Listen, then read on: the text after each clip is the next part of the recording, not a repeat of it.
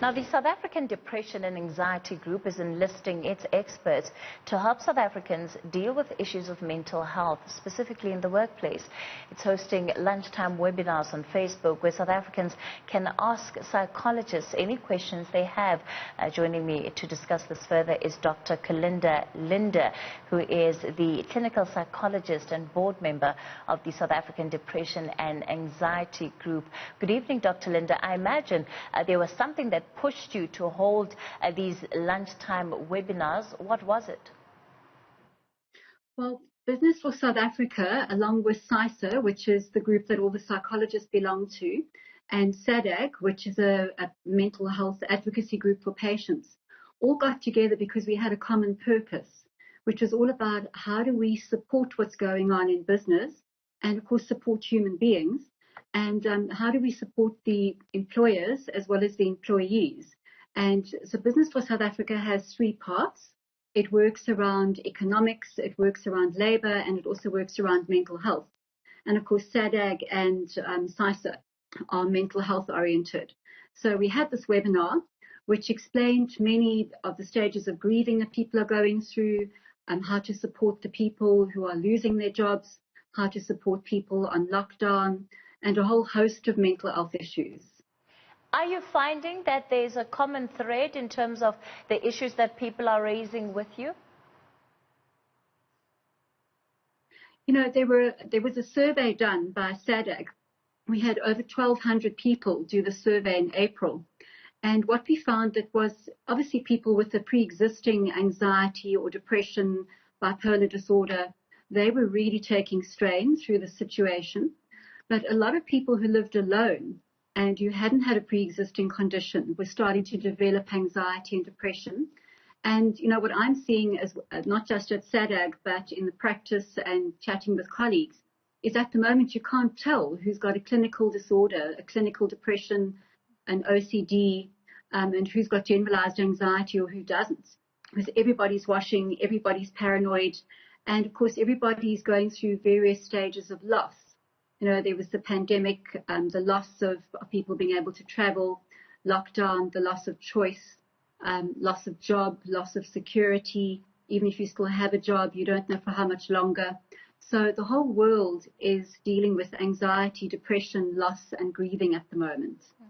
And how do we reach out to people, especially those who do live on their own, and perhaps it's often difficult to find out exactly how they're coping or dealing under these times? You know, I think it's important for the person who's struggling to reach out, and that might be the last thing you feel like, but I think we do have some responsibility ourselves. Having said that, if you're stuck in a depression or you're really angry, or you're not thinking straight, you're really anxious, you might not see it, or you might not feel like reaching out, or you might be raging when you reach out. So I think at this point, you know, during this pandemic, we're all in the same boat, or shall I say we're all in the same ocean, and some of our boats are a little bit stronger than other people's boats. So if we stick together as a fleet, keep an eye on yourself, keep an eye on others around you, I think that there's more likelihood we'll get through. So I often talk about social support, and those would be things like emotional support, having a safe person you can vent with. And this is where places like SADAG are really, really helpful because they're counselors standing by at all times. There are EAP programs at some of the corporates, so there's that. We have tech we can use with family and friends. We can try and reach out like that. There's a lot of information, but let me just say, please don't overdose on that information. Online and on various of the medical aids websites. There are podcasts. So we've got to try and connect and try and get the help we need, but also then help each other. So another way to look at it is if the foot steps on a thorn, the hand is not in pain, but the hand still helps the foot. So, you know, this is really where, if we think of an African concept like Ubuntu, this is where it becomes really important. I wonder how much of that mindfulness you are seeing being applied, especially by companies, because we know they too are having to make the tough decisions. So how much of a responsibility rests with an employer who's going to let a couple of people go to also ensure the mental well-being of those individuals?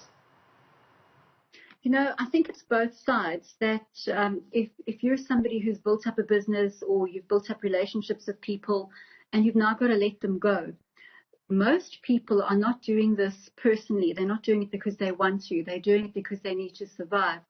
And so they need to support themselves because they still need to be there to assist everybody else.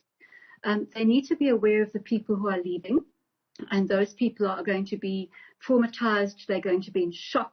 They're going to be angry. They're going to wonder why they were let go. So if there is an employee assistance program, that would be wonderful if they could still reach that out. If not, there are many therapists out there who are doing pro bono work. Medical aids are actually coming to the party a lot of the time. So, I think it would be to encourage them. Also to communicate honestly. Don't try and make up a story. Communicate honestly. Think, if this were me, I would want to know transparently what the situation is. I would want somebody to be kind. I would want somebody to be thoughtful. And even if you take a day or two to think that through and really think carefully about how you're going to do this, I think that definitely goes a long way. All right, let's leave it there for tonight. Thank you for your time, Dr. Colinda Linde, who is the clinical psychologist and board member of the South African Depression and Anxiety Group.